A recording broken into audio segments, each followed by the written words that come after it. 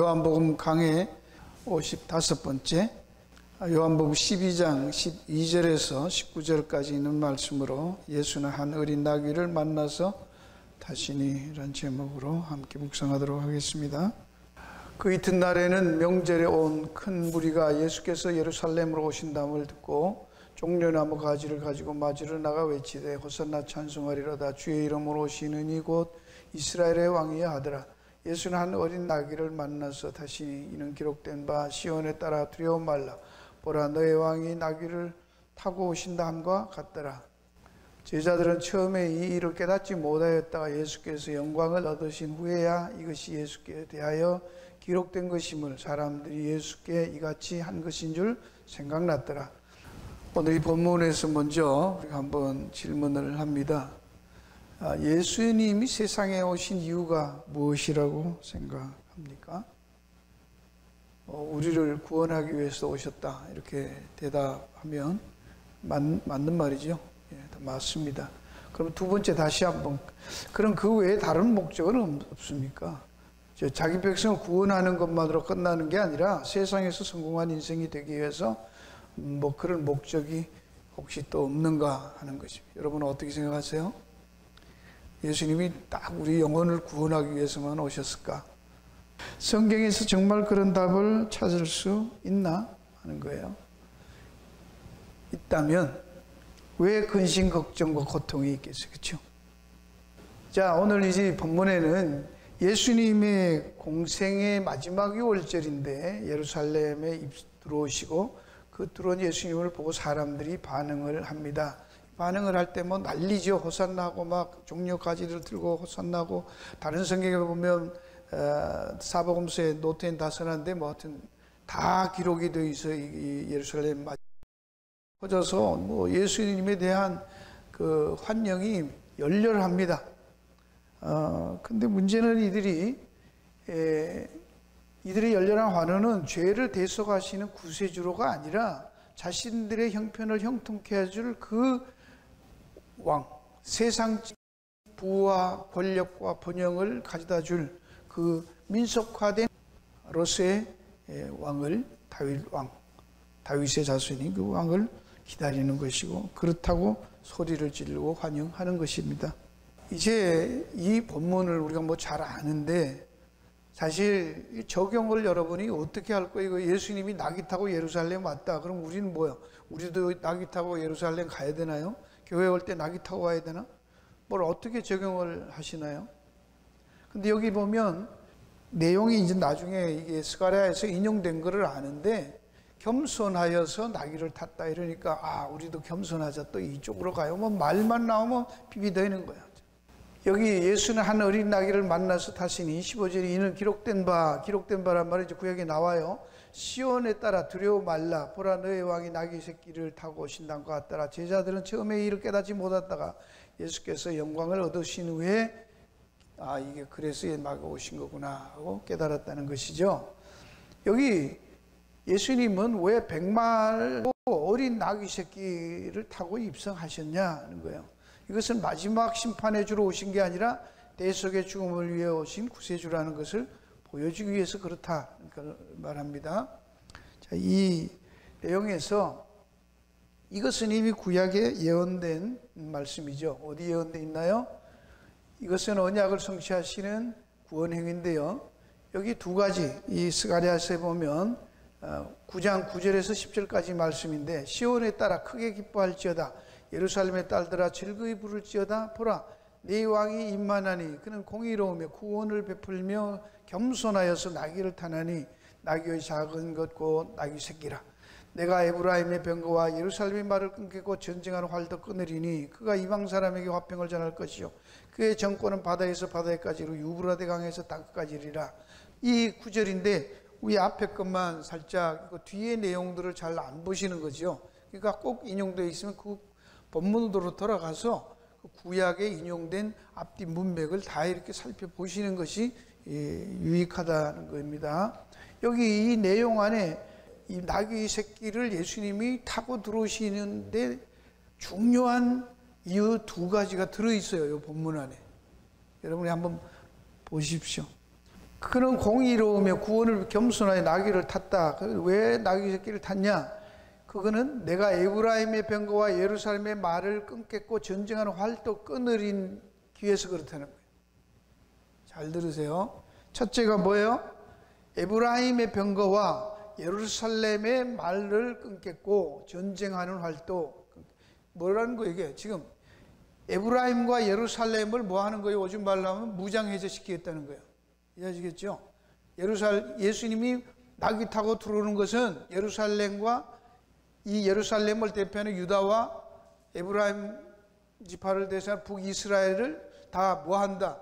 무장해제하는 사인이에요. 이게 무슨 말인가 하면 하나님의 백성들은 하나님이 늘 말해요. 너희들은 말을 많이 키우거나 병거 이 무기 같은 거 자꾸 만들지 말고 말도 키우지 말라고 그래요. 왜?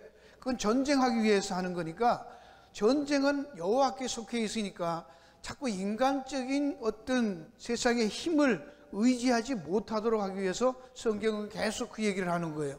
이해하시겠어요? 근데 오늘날은 교회도 어떻게 해요? 어떻게든지 그냥 전쟁에 이기기 위해서 힘, 파워를 가져야 되고 그 파워의 상징인 권력과 돈을 가져야 되잖아. 그거 아니라는 거예요. 그렇죠? 그걸로 이기는 게 아니라는 거예요. 그거 하지 말라고 성경은. 그래서 솔로몬이 잘못을 하죠. 그 은혜를 보면 솔로몬이 그거 하지 말라는데 말과 병거를 많이 하고 또 여자 많이 두지 말라고 그랬는데 첩들을 많이 두고 그런 짓을 하다가 나중에 혼쭐이 나는 것이죠. 그때 나라가 갈라지고 말지 않습니까? 주고. 이게 지금 예수님께서 이 나귀 새끼 타고 온 게 에브라임과 예루살렘의 무장 해제를 위해서. 이게 뭐예요? 죄를 그들이, 이 말은 해제시키겠다는 말은 그들이 여기에 의지했다는 얘기라는 거예요. 그 죄를 물으러 오는 거예요. 뭐 물수 윤리 도덕적인 게 아니라 하나님을 의지하지 않고 자기들의 힘으로 버티려고 했던 그거 베끼겠다는 거예요. 그게 뭐죠? 죄를 내가 벗기겠다. 끊으리니 그 말이 전쟁하는 활떡거리니 그게 그들의 죄를 내가 처리하겠다라는 거예요. 중요한 얘기입니다. 그 다음에 하나는 할 것이요. 그 다음에 그가 이방 사람에게 화평을 전할 것이요. 그의 정권은 바다에서 이고 유브라데. 그가 누구예요? 여기 그가 누굴 것 같아요? 예수 그리스도 같아요? 여기 내가 에브라임의 병거와 예루살렘 말을 끊겠고 전쟁하는 활도 끊으리니 여기서 내가 해놓고 여기서는 또 그가 이렇게 해놓으면 뭐 헷갈리잖아요. 예. 잘 보시면 여기 에브라임과 예루살렘이 뭐 한다는 거예요? 이방 사람에게 화평을 전할 것이에요. 그 그리스도도 맞는데 예수 그리스도가 맞죠. 단수니까.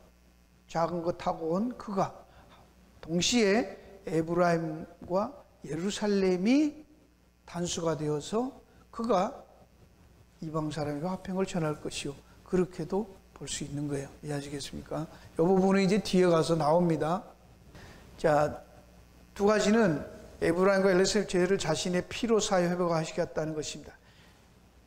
이 내용과 두 번째는 회복된 그 자들을 통해서 다시 새로운 제사장 나라로 세우겠다는 하나님 나라의 회복을 말한다로 봅니다.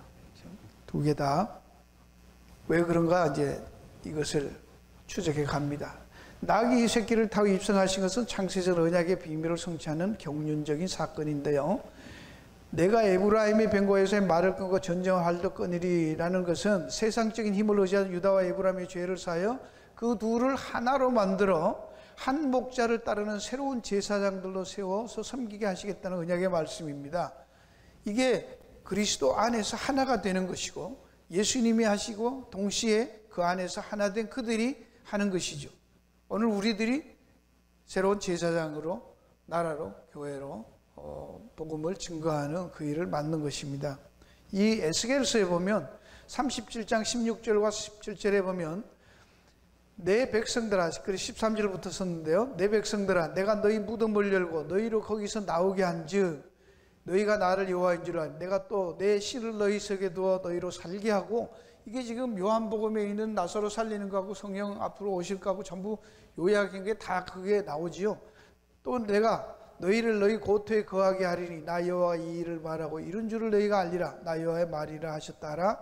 15절 여호와의 말씀 또 내게 임하여 가라사대 인자야 너는 막대기 하나를 취하여 그 위에 유다와 그 짝 이스라엘 자손이라 쓰고 또 다른 막대기 하나를 취하여 그 위에 에브라임의 막대기고 요셉과 그 짝 이스라엘 족속이라 쓰고 그 막대기들을 서로 연합하여 하나가 되게 하라. 네 손에서 둘이 하나가 되리라.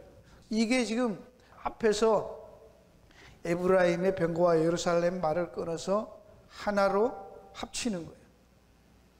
지금 쉽게 말하면 유다 지파와 에브라임 지파가 갈라져 있잖아요. 그렇죠? 그걸 다 합치겠다는. 그래서 이 뒤에 가면 에스겔서 뒤에 다 이게 너무 많아서 뭐 30장 뒤에 다 가서 보시면요. 25절에는 내가 내 종 야곱에게 준 땅 곧 그 열조가 거하던 땅에 그들이 거하되 그들과 그 자자손손이 영원히 거기 거할 것이요 내 종 다윗이 영원히 그 왕이 되리라. 둘 합쳐서 그들을 이끌고 가는 또 목자는 누구라는 거예요? 다윗이라는 거예요. 그 다음에 27절 내쳐서 그들 가운데 있을 것이면 나는 그들의 하나님이 되고 그들은 내 백성이 되리라. 이것은 언약 경구지요. 이 짝이란 말, 지난번에도 에브라임이라는 말을 할 때 말씀을 드렸는데, 에브라임이란 말은 그 풍성한 열매의 쌍수라고 그랬어요. 짝, 상수란 말은 두 개, 수가 두 개예요. 하늘, 땅 듯이 같은 짝이 있다는 거예요. 그러면 에브라임의 짝은 예루살렘이고 예루살렘의 짝은 에브라임. 두 개가 있어야 완전한 거예요. 아담의 짝이 누구죠? 이브의 짝은 아담. 그래서 둘 합해야 뭐죠? 온전한 사람. 그 짝을 얘기하는 것이, 그걸 두 짝으로서 존재했는데 그 둘을 이제 하나로 합쳐서 오는 이야기입니다. 근데 창세기 이 내용에서 여러분들이 보면 여기 한번 보세요. 창세기에 야곱이 요셉을 축복하는 그 내용에 창세기 49장 22절 24절에 보면 요셉은 무성한 가지고 샘 곁에 무성한 가지라 그 가지가 담을 넘었도다. 그로부터 이스라엘의 반석인 목자가 난다. 원래 이스라엘의 목자는 어디서 와야 돼요?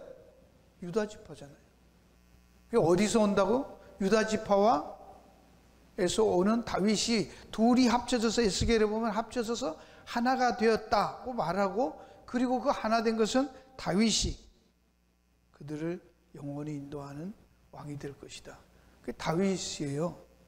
그런데 에브라임도 뭐라는 거예요? 요셉의 가지에서 나온 에브라임에게서도 반석인 목자가 나온다. 그러니까 여기 목자는 이스라엘이 기다리는 목자는 어디 출신이 어디인 거예요? 에브라임하고 유다하고 둘 합쳐서 나온 거예요. 둘 다요, 둘 다. 이게 또 이해가 안 갈 텐데 하여튼 뭐 성경은 그래요. 그걸 여러분이 잘 이해해요. 그러니까 야곱이 이 둘 손을 이렇게 엇갈려 가지고 요셉의 아들들을 손자를 입양한 그게 얼마나 놀라운 건지 오묘한지 몰라. 아시겠습니까? 그래서 자기 장자로 삼아 버리잖아요. 야곱이 12지파 12아들 중에서 유다에게서 홀이 나오고 이스라엘의 구원자가 나온다고 했어요. 그래놓고 또 반석은 또 이 요셉의 자손이신 이 에브라임에게서 나오는 거예요. 이게 얽히고 설켜 있습니다. 하여튼. 그러면서 성경이 말하는 거 보세요. 호세아서 11장 1절 3절 이게 마태복음 2장 14절 15절에 보면 요셉이 일어나 밤에 아기와 그 모친을 대 애굽으로 떠나가 헤롯이 주께가 거기 있었으니 이는 주께서 선지자를 맞아 애굽에서 내 아들을 불렀다함을 이루람이라. 이거 잘 알죠, 그렇죠? 동방박사로 와서 경배하고 그래 가서 들통나는 바람에 헤롯이 다 죽이라, 두 살이야 다 죽이라. 그럴 때 천사가 현몽해서 가르쳐서 애굽으로 도망가는 장면이에요. 근데 호세아서를 인용한다고 선지자로 말씀 그거를 이르람이라 해놓고 그 호세아서 11장 1절 3절 가보면 이스라엘 어렸을 때 내가 사랑하여 내 아들 애굽에서 불러내었거늘 이거는 출애굽이죠, 그렇죠? 출애굽을 얘기한 거잖아요. 근데 이걸 마태는 이거를 뭐라고 해요? 예수님이 베들레헴에서 애굽으로 도망 나가는 것을 여기다가 적용하고 있다고 지금. 누구만 성경만 뭐 왜 이러냐 그렇게 하지 마세요. 성경 그래. 그러니까 마음대로 해석하면 안 돼요. 성경이 하는 대로 가야지. 하나님은 그런 뜻을 갖고 하셨단 말입니다. 그렇죠?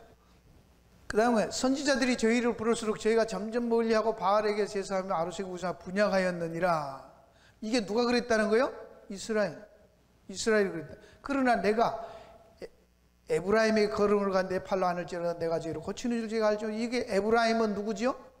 이스라엘. 여기서 애굽에서 내 아들을 불렀다 할 때 이게 내 아들이 누구요? 예수님인데 여기는 뭐죠? 이스라엘의 어린 사랑하는 내 아들을 애굽에서 불러내었다. 내 아들을 불렀다는 거예요. 이게 내 아들이 누구예요? 이스라엘. 이스라엘이 누구요? 에브라임. 예수님이 누구요? 에브라임. 그래도 이상하죠, 그렇죠? 아니 난 지금 성경 구절을 찾아놓고 여러분한테 묻잖아. 그러니까 뭐 이러고 그냥 복 받으라고 뭐 기도했더니 막 아이디어를 주셔갖고 뭐 이렇게 했는데 하나님의 뜻을 분별해서 하고 씨알 때문 소리 해서 앉았는 거예요. 여러분 성경을 그렇게 간단하게 보면 안. 그러나 성경은 성경으로 풀면 간단해요, 분명해요. 하나님이 그렇다고 말하잖아요. 근데 뭐 이게 내 마음에 안 맞는다, 내 생각에 안 맞는다고 도우리 막 갖다가 까부시면 되냐고. 그렇죠? 그걸 전부 모형으로 쓰시고 있단 말이에요.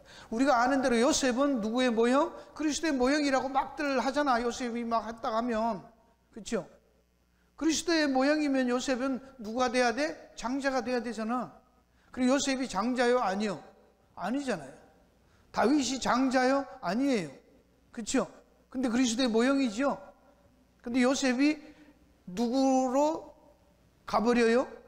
아들을 야곱이 입양하면 요셉의 아들이 야곱의 아들이 되면 요셉과 야곱은 같아집니까? 안 같아집니까?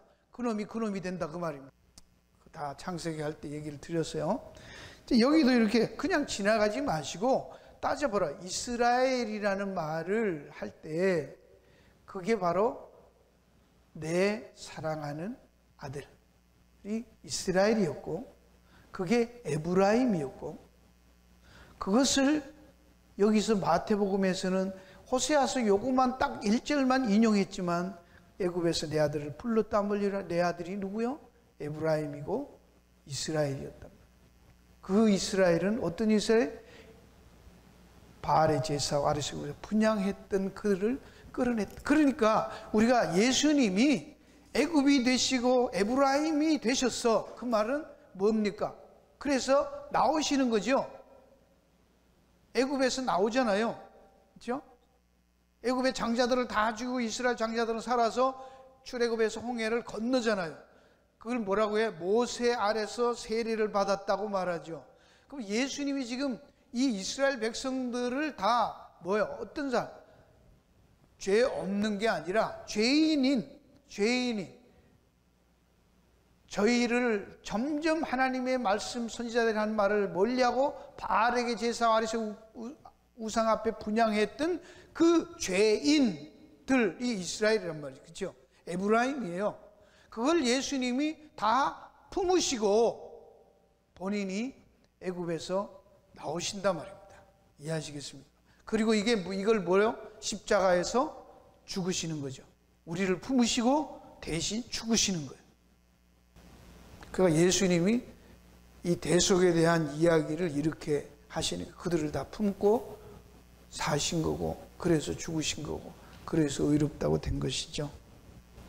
자, 여기도 이제 재밌는 거 한번 또 더 들어가서 볼게요. 예수님이 다윗과 예수님 유다 지파 에브라임 사람이에요. 이게 좀 말이 그렇죠? 지금 본대로 한번 더 예수님도 다윗도 출생한 베들레헴이지만 에브라임 지파 사람이었다는 거예요. 왜냐하면 베들레헴에 출생한 사람들은 에브라스로 불려서요. 창세기 48장 7절에 보면 베들레헴이 에브라임이라고 해요. 베들레헴과 에브라임 같은 말이라는 거예요. 뭐 그렇다니까 뭐 어떡하겠어요? 그러니까 동네는 베들레헴이라는 동네인데 그 동네에서 태어나면 그 사람을 뭔 사람? 에브라 사람이라 그러는 거예요. 미국에서 태어났지만 우리 아이들은 한국 사람. 예를 들어서 그런 식으로 불리는 거예요. 그러니까 베들레헴이 떡집인데 유다 지파 베들레헴, 다윗이 베들레헴 사람이고 베들레헴에서 난다고 했으니까 그렇다고 해도 거기에서 태어나면 다 뭐다? 에브라임 사람, 에브라인이란 말. 그 말은 무슨 말이었어요? 에브라 사람이라는 말이 무슨 말입니까? 앞에서 봤잖아. 죄인. 우상숭배하고 선지자들 말 안 듣고 개걸음 친 사람들을 대표적으로 뭐다? 에브라임 사람. 그러니까 우리는 다 무슨 지파 사람? 에브라임. 에브라임 사람, 유다 지파에 아답트 된 거예요. 이해하시겠습니까, 이제? 여러분, 이게 성경에 보세요. 요셉이 야곱의 아들인데 애굽에 가서 누구와 결혼해요? 애굽 제사장 딸하고 결혼해요. 거기서 애를 낳아요. 그리고 나중에 아답트가 돼요. 그렇죠? 그럼 우리는 참 감남나무요, 돌감남나무 가지요. 우리가 돌감남나무 가지가 참감남나무에 접붙였다고 말하잖아. 그렇죠? 예, 접붙인 거예요. 그러면 접붙이면 열매는 참 것보다 돌감나무가 더 많이 열려 안 열려요? 더 많이 열려고 접붙이잖아. 그렇죠? 더 풍성한 거예요. 이 접붙인 가지가. 에브라임이란 말이 열매가 풍성한 열매를 가진 짝, 그런 뜻이라고 그랬죠. 예. 에브라시로 불리웠고요. 다윗 왕은 유다 족속인데 베들레헴에 태어나서 그도 에브라임이라는 것으로 불리워져요. 다윗도. 사무엘상 17장 10절에 루드에게 주어진 말씀이 루스로 에브라스에서 유력하게 된다 는 루키 4장 11절에 따라 베들레헴에서 다윗 왕이 태어났고 마침내 예수님도 에브라 사람으로 태어납니다. 다윗 베들레헴에서 태어나면 다 뭐라고? 에브라 사람인 거예요. 그리고 에브라임 사람들도 에브라스로 불리워집니다. 에브라스는 곧 베들레헴이라 창세기 48장 7절에 나와 있습니다. 그러면 지나가는 예로 예수님이 여러분에게 숙제 드렸어요. 왜 예루살렘에서 죽이려고 하니까 떠나서 어디로 가서 제자들 데리고 에브라임으로 가셨어요. 왜 가셨을까? 그 둘 다 건져야 되니까 가신 거예요. 하나로 하신, 아까 했던 거고요. 그래서 예수님도 말씀하기를 요한복음 10장 14절 16절에 나는 선한 목자라 이 우리에 들지 않은 다른 양들이 내게 있어 그들도 내가 인도하여 할 테니 저희도 내 음성을 듣고 한 무리가 되어 한 목자에게 있으리라. 이게 지금 아까 말한 에스겔서하고 다 스가랴에 있는 전부 다 통틀어서 이해가 이제 가십니까? 예루살렘, 유다를 지표하는 예루살렘과 에브라임을 둘 다 합쳐서 한 목자. 그러기 위해서 지금 여기에서 내가 인도해야 할 테니 다른 양들이 또 하나 있대. 그건 뭘 얘기한다고요? 예수님이 유대인들 말고 이게 지금 다른 양들도 내게 있어서 우리에 아직 안 들어와 있는데 그 인도해야 된다. 그래 한 우리로 들어와 한 무리가 되어서 한 목자에게 있으리라 불러드려야 되겠대. 그건 누구요? 이방인들이에요. 그러면 에브라임은 누구를 대신하는 거예요? 이방인들에 대한 그게 아답트로 들어온다는 것을 이미 말씀하신 거고 애굽으로 갔고 애굽이었고 에브라임이었고 예수님이 벌써부터 이방인들도 품으실 것을 말씀하신 거예요. 근데 어떻게 하나 되게 하느냐? 아까 스가랴 9장 우리가 본 그 9장에서 11절로 보면 여기 스가랴 9장 11절 13절에 보면 또 너로 말할진대 네 언약의 피를 인하여 내가 너의 갇힌 자들을 물 없는 구덩이에서 놓았나니 소망을 품어 갇힌 자들이 돌아 너의 보좌가 돌아올지라. 내가 오늘날 이르노라. 내가 배나 네게 갚을 것이라. 내가 유다로 당긴 활을 상 에브라임으로 먹인 살을 삼았으니, 여기에 유다 그 다음에 에브라임 둘 다 활 쏘는 자로 내가 네 자식들을 격동시켜 헬라 자식을 치게 하며 너로 용사의 칼과 같게 하리라. 이게 뭐예요? 아까 제사장 나라 새롭게 둘을 합쳐서 화살로 쓰겠다는 거예요. 그래서 내가 네 자식들을 격동시켜. 헬라가 뭐죠? 헬라가 또 이게 뭘 얘기할 때 헬라란 말을 써요? 이방인을 대표로 할 때 헬라라고 하죠. 그걸 어떻게 그렇게 둘을 하나로 만들어서 새로운 제사장 삼으시겠다는 거예요, 나라로? 내 언약의 피를 인하여. 그리스도의 희생에 하신 그 언약의 피를 통해서 그렇게 하시겠다. 스가랴서에 이미 다 예언되어 있단 말입니다. 그래서 이것은 예수 그리스도의 겸손을 본받는 게 아니고, 그냥 예수님이 겸손해서 낙이 탔다는 얘기가 아니고, 뭐요? 창세전 언약에 따라서 하나님의 뜻의 비밀이라는 거예요. 이게 하나님께서 에베소 말하는 창세전에 우리를 예정하신 하나님의 뜻과 계획이 있었단 말이에요. 그때 하신 그것을 그대로 이루어 가시는 역사적인 사건이라는 거예요. 뭘 우리가 뭐 겸손히 낙이 타자, 그래서 뭐 예수님 그래 우리도 겸손하자, 무조건 겸손만 나오면 갖다가 붙이면 그러면 안 돼요. 그게 그런 얘기가 아닌, 바로 로마 병정이나 로마를 상대해서 그런 것도 아니고, 바로 그 나귀를 타고 예루살렘 성으로 들어가는 그것은 그들을 무장해제시켜서 새롭게 구원 연합시켜서 이방인들과 연합시켜서 새로운 제사장 나라를 세우시려는 언약에 따라서 하는 행동이었다는 거예요. 에베소서 1장 7절, 우리가 그리스도 안에서 그 은혜의 풍성함을 따라 그 피로 말미암아, 아까 말 언약의 피죠. 피로 말미암아 구속과 죄사함을 받았으니 이는 그가 모든 지혜와 총명을 우리에게 넘치게 하사 그 뜻의 비밀을 우리에게 알려서서니 곧 기쁘심을 따라 그리스도 안에서 때같이 한 경륜을 위하여 예정하신 것이니, 하늘에 있는 것이나 땅에 있는 다 그리스도 안에 통일되게 하려 함이라. 하늘에 있는 것이나 땅이 다 그리스도 안에 통일된다는 말이 그리스도로 새로운 그리스도의 나라, 그리스도의 왕국을 말도 하지만, 특별히 이것은 무엇을 의미하느냐? 그리스도 안에 연합되게 예정하신 것인데, 이것은 유대인과 이방인이 그리스도 안에서 하나가 되는 것을 말했다. 그게 하나님께서 주신 만세전에 창세전에 하신 언약의 뜻이고 예정이었고 비밀이었다는 거예요. 에베소서 2장에 가서 보면, 전에 하나님을 멀리 떠나 있던 여러분이 이제는, 이게 현대인 성경이에요. 좀 읽기가 쉬워서 이걸로 했어요. 이제는 그리스도 예수 안에서 그리스도의 피로 하나님과 가까워졌습니다. 예수님은 우리의 평화가 되시는 분입니다. 여기에 그리스도의 피로 가까워지는데, 유대인들은 호산나 막 부르면서 예수를 말해. 자기들은 뭐요? 아브라함의 족속이고 아브라함의 후손들이기 때문에 죄 용서가 필요 없다고 생각한 거예요. 그러나 예수님은 너희들이 먼저 죄 용서를 받아야 된다는 것을 말한 것이죠. 하나가 되게 하셔서 그들을 원수로 만들었던 계명의 예수님이 자신의 육체적인 죽음으로 패하신 것은 유대인과 이방인을 자기 안에서 하나의 새로운 백성으로 만들어 화목하게 하고, 또 십자가로 그들의 적게 힘을 줄이고 둘을 한 몸으로 하나님과 화해하게 시키기 위한 것입니다. 이 내용에서 뭐 여기도 또 빠진 것 같은데요. 계시록에 보면 예수님은 뭘 타고 오시죠? 백말 타고 오십니다. 붉은 피로 물들인 옷을 입으시고 백말 타고 오시죠. 그건 재림해 주러 오시는 거예요. 심판해 주러 오시는 거예요. 그럼 여기서는 나귀를 타고 와요. 만약에 그때 예수님이 백말을 타고 승리한 군왕으로 와버리면 어떻게 됩니까? 우리는 구원의 기회가 우리에게 주어져요? 없어요? 없다 그 말이에요. 다 죽어버리는 것 때문에, 심판이기 때문에.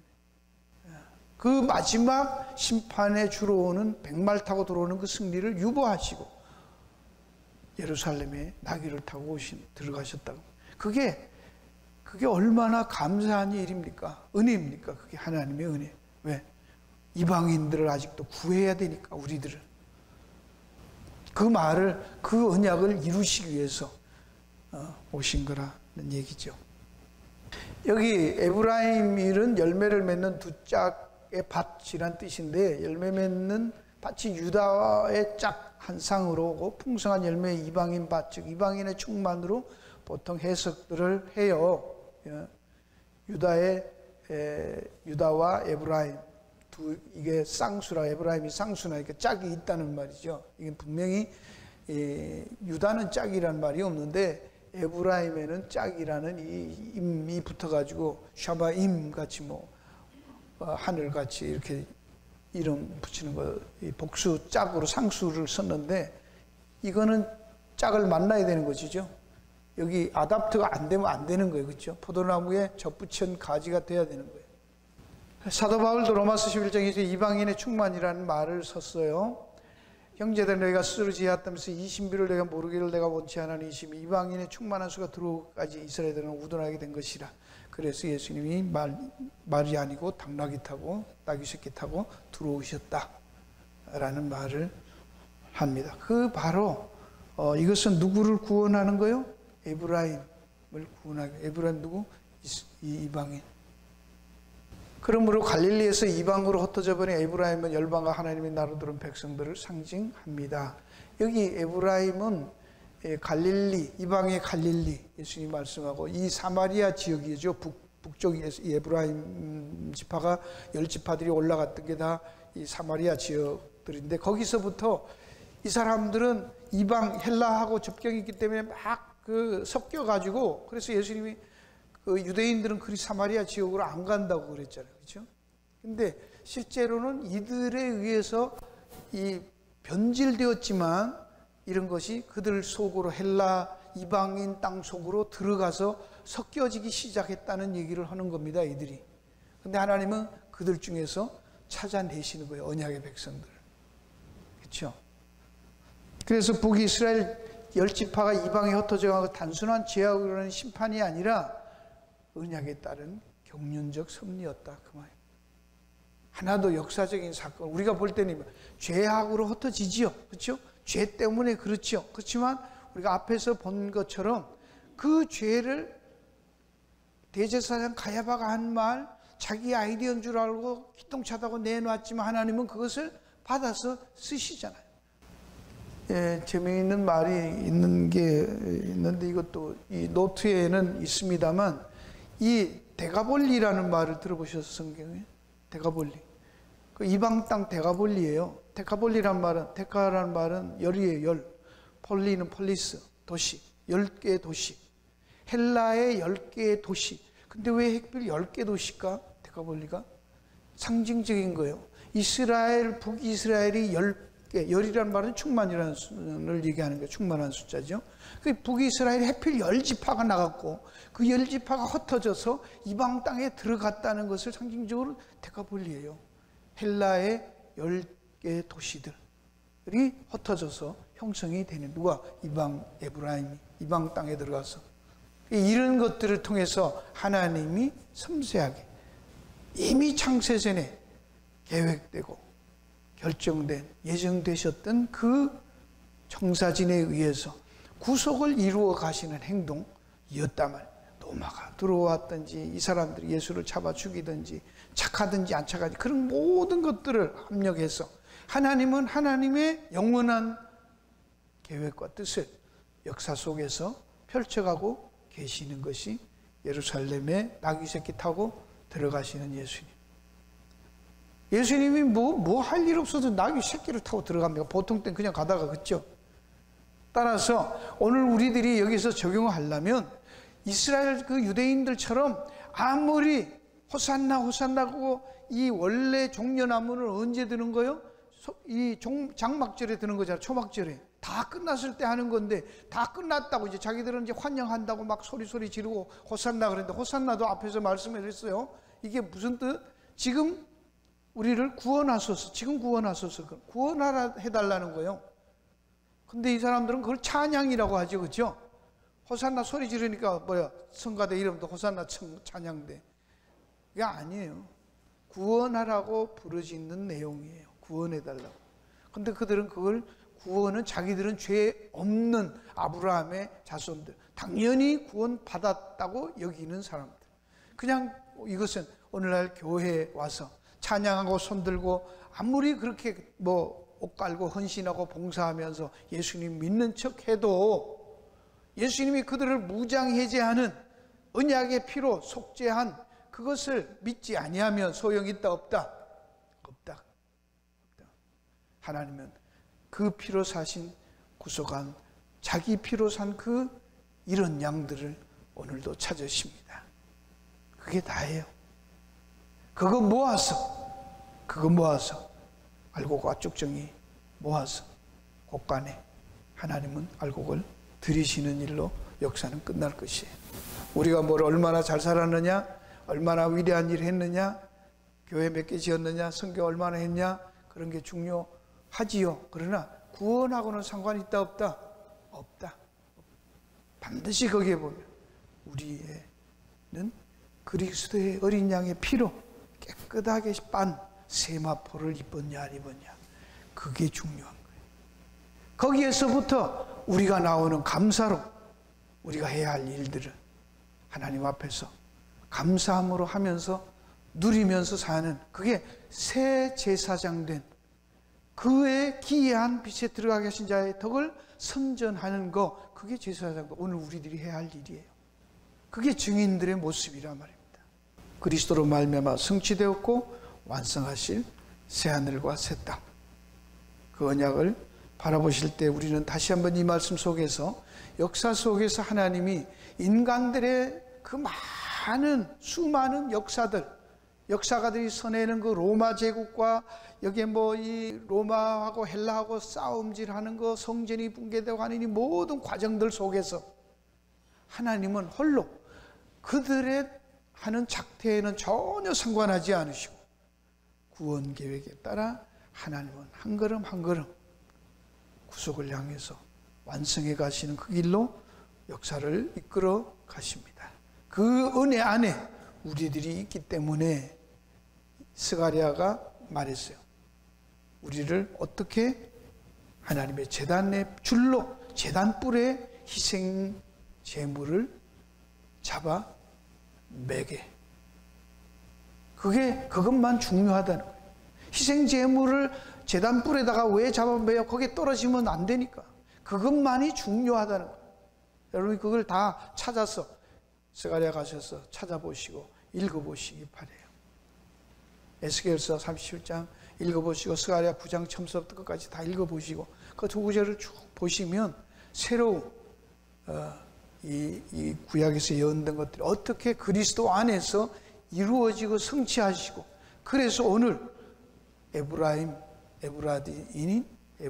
사람인 오늘 죄인이 우상을 따르고 말씀을 듣지 않고 살았던 우리들을 끌어당겨서 품에 안으시고 십자가에 죽으시고 대속하셔서 우리를 의롭다 해주신 그리스도의 은혜와 사랑을 아실 수 있게 되기를 바랍니다. 기도하겠습니다.